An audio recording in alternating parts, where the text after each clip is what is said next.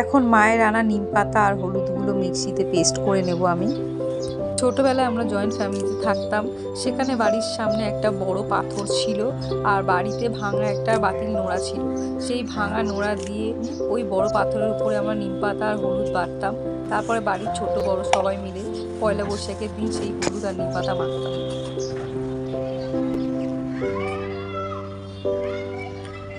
হলুদ আর নিম পাতা বেটে নিয়েছি, এবার গুনতি খেলতে গেছে, ওকে ডেকে আনি।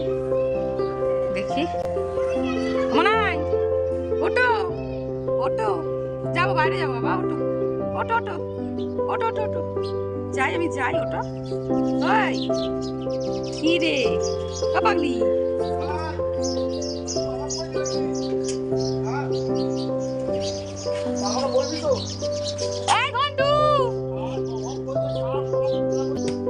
কোথায় গেছিলি? ডাকছি এতক্ষণ ধরে, আয়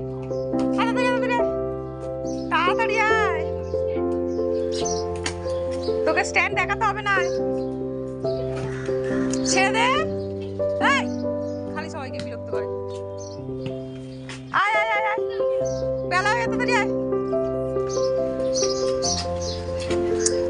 বলতে রাখ। নিম পাতা আর হলুদ মেখে বেটে রেখেছে, মা নিম পাতা আর ওই যে হলুদ।